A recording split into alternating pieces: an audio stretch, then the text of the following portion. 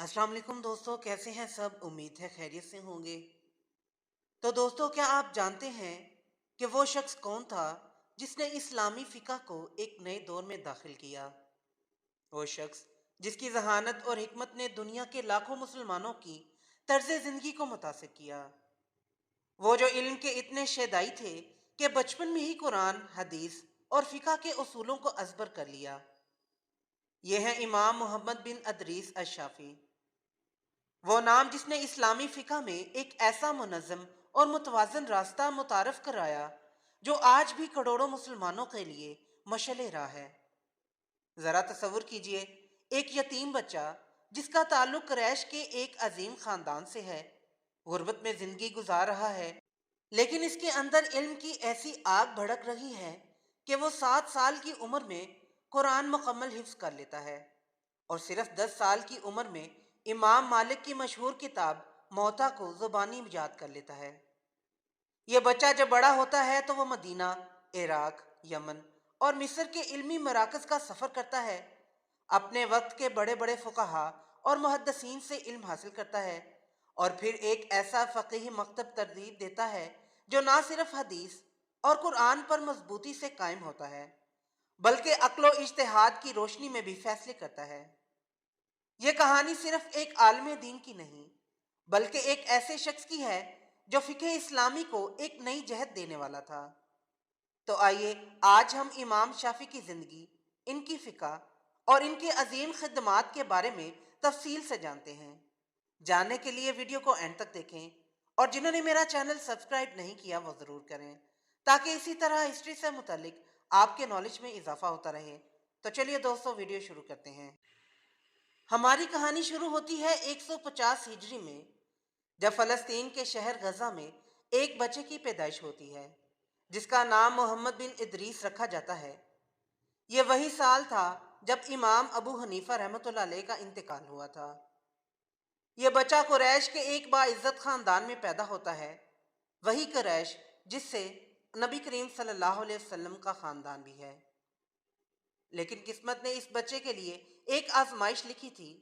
इसके वालिद का इंतकाल बहुत छोटी उम्र में हो जाता है। अब इसकी वालदा को तन्हा ही इसकी परवरिश करनी पड़ती है और यही वो लम्हा था जब इस अजीम हस्ती की तरबियत का सफ़र शुरू हुआ। इनकी वालदा एक नहायत ज़हीन और दीनदार खातून थी। वो जानती थी कि इल्म ही इनके बेटे को अजमत की राह पर ले जा सकता है। चुनाचे वो इसे मक्का ले आई, जो इस वक्त इल्म और हिकमत का एक बड़ा मरकज़ था। यहाँ एक हैरान कुन हकीकत यह है कि इमाम शाफी ने सिर्फ 7 साल की उम्र में पूरा कुरान हिफ्ज़ कर लिया था और सिर्फ 10 साल की उम्र में वो इमाम मालिक की मशहूर किताब अल मौता को ज़ुबानी याद कर चुके थे।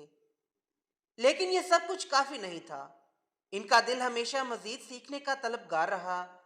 जब वो 12 साल के हुए तो वह मक्का के बड़े बड़े उलमा से इल्म हासिल करने लगे, लेकिन चूंकि इनके पास वसाइल कम थे, इसके लिए वह खजूर के पत्तों पर लिखकर इल्म हासिल करते, क्योंकि कागज़ खरीदना इनके लिए मुमकिन न था। इमाम शाफी को जब महसूस हुआ कि इन्हें मज़ीद गहराई में फ़िक़्ह सीखनी है, तो वह मदीना चले गए, जहाँ इन्होंने इमाम मालिक बिन अनस से इल्म हासिल किया, जो उस वक्त के सबसे बड़े मुहद्दिसीन और फ़ुक़हा में से एक थे। इमाम मालिक इनकी जहानत और याददाश्त से इतने मुतासिर हुए कि इन्होंने इन्हें ख़ास शागिर्दों में शामिल कर लिया। लेकिन इमाम शाफी रहमतुल्लाह अलैह की इल्म की जुस्तजू यही न रुकी। वो मज़ीद सीखने के लिए यमन, इराक और मिस्र का सफ़र करते रहे। बगदाद में इन्होंने इमाम अबू हनीफ़ा रहमतुल्लाह अलैह के शागिर्द इमाम मोहम्मद बिन हसन अश-शैबानी से फ़िक़्ह हनफ़ी की तालीम हासिल की। यहाँ इन्होंने दोनों फ़िक़्ही मुकातबे फ़िक्र यानी हदीस पर मबनी फ़िक़्ह जैसा कि इमाम मालिक की फ़िक़्ह और क़यास पर मबनी फ़िक़्ह जैसा कि इमाम अबू हनीफ़ा की फ़िक़्ह का गहराई से मुताला किया। जब वो बगदाद में थे तो इन्होंने महसूस किया कि इस्लामी फ़िक़्ह को एक ऐसे मुनज़्ज़म असूलों की ज़रूरत है जो कुरान, हदीस, इज्मा और क़यास को एक मुतवाज़न अंदाज में यकजा कर सके। यही वो लम्हा था जब इन्होंने असूल फ़िक़्ह की बुनियाद रखी, एक ऐसा इल्म जो आज भी इस्लामी क़वानीन और इज्तिहाद के लिए बुनियादी हैसियत रखता है। جب امام شافی نے مختلف مکاتب فکر کا مطالعہ کیا تو انہوں نے محسوس کیا کہ بعض فقہا صرف حدیث پر زور دیتے ہیں جبکہ کچھ قیاس اور رائے کو زیادہ اہمیت دیتے ہیں۔ انہوں نے ایک ایسا متوازن اور منظم نظام متعارف کرایا جس میں 4 بنیادی اصولوں کو شامل کیا گیا۔ قرآن، سب سے پہلے اللہ کی کتاب کو بنیاد بنایا جائے گا۔ حدیث، اگر کسی مسئلے کا حل قرآن میں نہ ہو تو نبی اکرم صلی اللہ علیہ وسلم کی سنت اور حدیث کو اپنایا جائے گا۔ اجماع، اگر کسی مسئلے پر قرآن اور حدیث میں وضاحت نہ ہو تو علماء امت کے اجماع کو اختیار کیا جائے گا۔ قیاس، اگر کوئی مسئلہ ان تینوں ذرائع میں نہ ملے تو عقل اور اجتہاد کے ذریعے موازنہ کیا جائے گا۔ امام شافی کا سب سے بڑا کارنامہ یہ تھا کہ انہوں نے حدیث کو فقہ کی بنیاد بنایا، لیکن ساتھ ہی قیاس اور اجماع کو بھی مکمل طور پر نظر انداز نہیں کیا۔ وہ کہتے تھے، اگر حدیث صحیح ثابت ہو جائے تو میری رائے کو چھوڑ دو اور حدیث پر عمل کرو۔ امام شافی نے فقہ کو ایک سائنسی بنیاد دی اور اصول فقہ کے اصول مرتب کیے۔ ان کی کتاب الرسالہ اصول فقہ پر لکھی جانے والی پہلی اور سب سے مستند کتاب مانی جاتی ہے۔ امام شافی نے اسلامی فقہ میں اجتہاد اور تقلید کے درمیان ایک اعتدال پسند نظریہ پیش کیا۔ وہ نہ تو مکمل تقلید کے قائل تھے اور نہ ہی ایسا اجتہاد چاہتے تھے جو قرآن و حدیث سے ہٹ کر ہو۔ امام شافی رحمۃ اللہ علیہ نے نہ صرف فقہ کی بنیادوں کو مضبوط کیا بلکہ علمی دنیا میں ایسے انمٹ نقوش چھوڑے جو آج بھی باقی ہیں۔ ان کی سب سے بڑی خدمت اصول فقہ کی تدوین ہے۔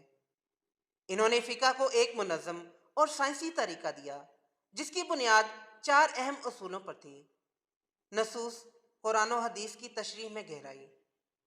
انہوں نے واضح کیا کہ ہر شرعی حکم کی بنیاد قرآن و حدیث پر ہونی چاہیے، لیکن ساتھ ہی عقل اور اجتہاد کو بھی اسلامی قوانین میں جگہ دی جانی چاہیے۔ اجماع اور قیاس کی وضاحت۔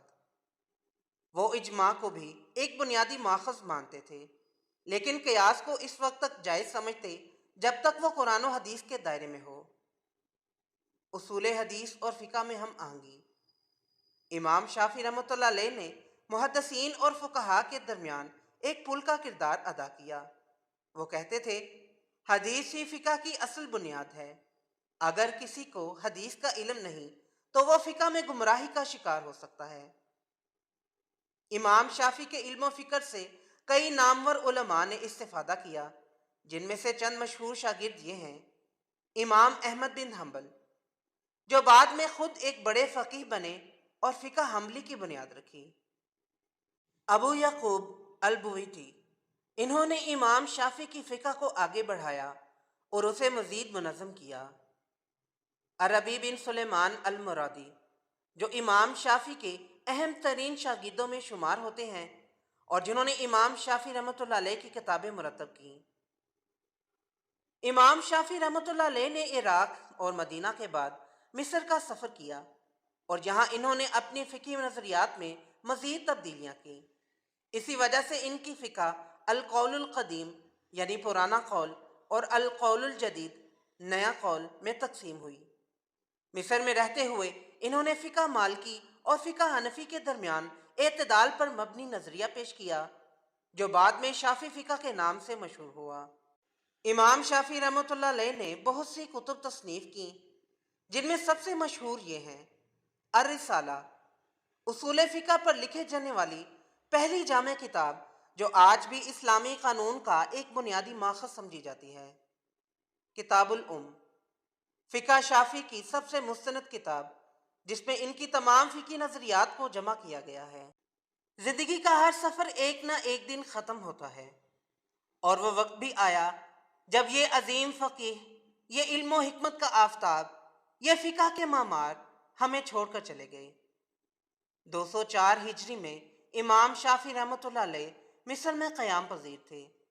زندگی بھر کی جد و جہد، علمی مشقت اور مسلسل تحریر و تحدیث کے بعد ان کی صحت کمزور ہو چکی تھی، لیکن ان کی روحانی طاقت اور علم کا شوق ویسا ہی تھا جیسا کہ ان کی ابتدائی دنوں میں تھا۔ کہا جاتا ہے کہ وہ آخری ایام میں شدید بیمار ہو گئے تھے، لیکن اس حالت میں بھی وہ اپنے شاگردوں کو علم سکھاتے اور قرآن و حدیث پر غور و فکر کرتے رہتے۔ امام شافعی اپنی زندگی کے آخری دنوں میں بھی انتہائی عاجزی اور انکساری کا مظاہرہ کرتے۔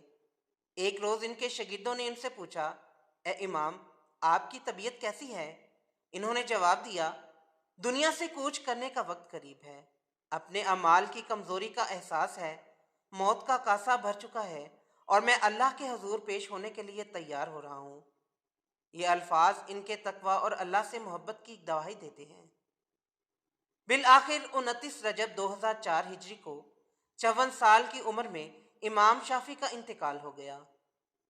ان کی وفات پر مصر میں ہزاروں لوگ افسردہ ہو گئے، کیونکہ وہ نہ صرف ایک عالم بلکہ ایک روحانی رہنما اور اخلاقی نمونہ بھی تھے۔ انہیں مصر کے مشہور قبرستان القرافہ میں سپرد خاک کیا گیا، جہاں آج بھی ان کا مزار موجود ہے اور دنیا بھر سے لوگ ان کے علمی ورثے کو خراج تحسین پیش کرنے آتے ہیں۔ تو دوستو، یہ تھی آج کی ویڈیو پسند آئی ہو تو لائک ضرور کریں اور میرے چینل کو سبسکرائب کریں۔ پھر ملتے ہیں ایک نئی ویڈیو کے ساتھ، تب تک کے لیے اجازت دیں۔ اللہ حافظ۔